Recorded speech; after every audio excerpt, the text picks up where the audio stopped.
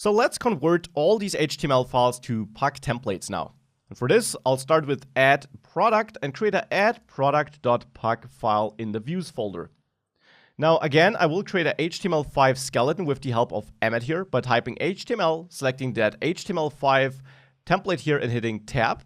So this already gives us a nice start. Now I'll set the title to add product.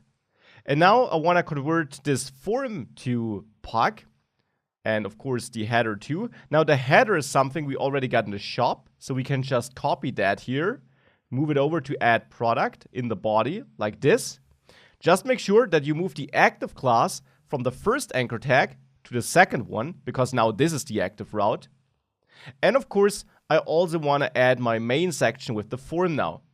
I'll again reverse engineer it by copying the main HTML code, going in there, and next to the header, I want to add it. Main is now just main. The form then is nested in that, so let's indent it. The form has this class, so let's change this.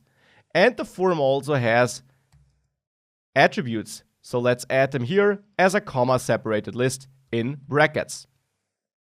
Now we can indent the div here, because that is of course nested in the form. The div has this class, and you learned that a div can also be omitted then, so you can just have dot and the class to render a div.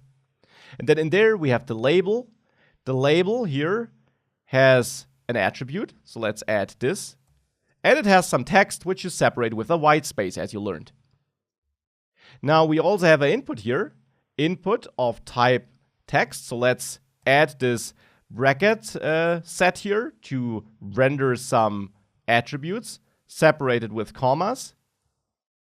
And the ID can actually be rendered separately with a hashtag in front of it. Again, using its CSS selector, something you already saw for the class. This also is the CSS selector for this class. Pug uses these selectors. So now you have hashtag title.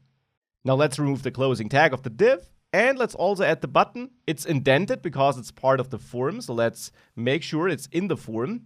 Let's give that the button class, don't forget this.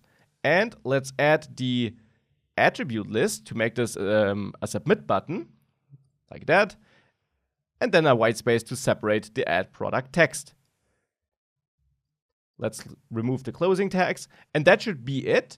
Now let's also render some dynamic content here. For example, add product here, this title. I'll again output this dynamically, page title, for example. Now we have to make sure that we pass this key into this template. And we do render this template in admin.js.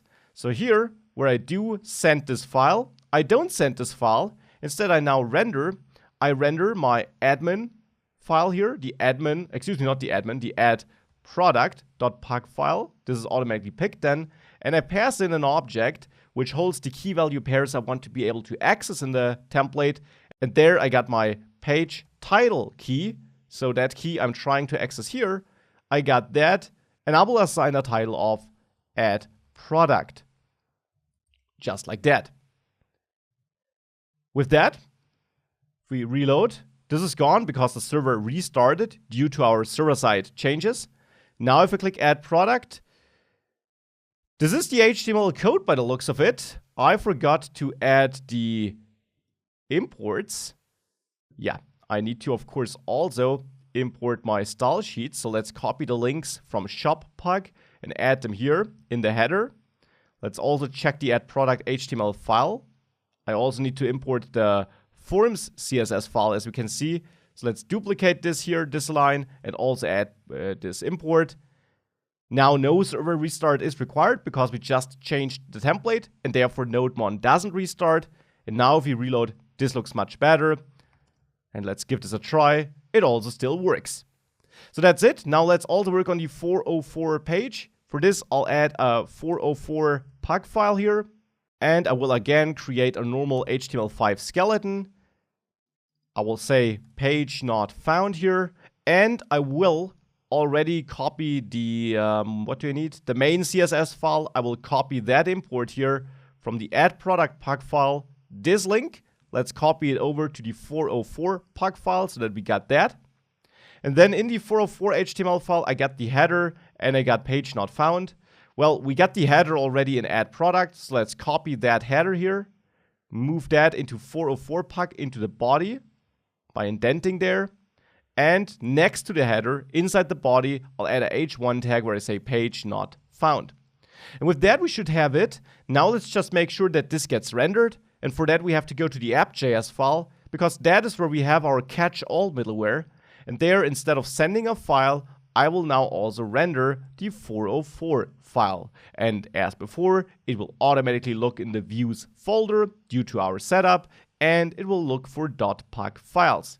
So with that, if I now enter any random path which doesn't exist, we indeed get page not found. So this is now working, and this is now using Puck as a templating engine. Now there are a couple of other nice things that Puck can do that I want to show you.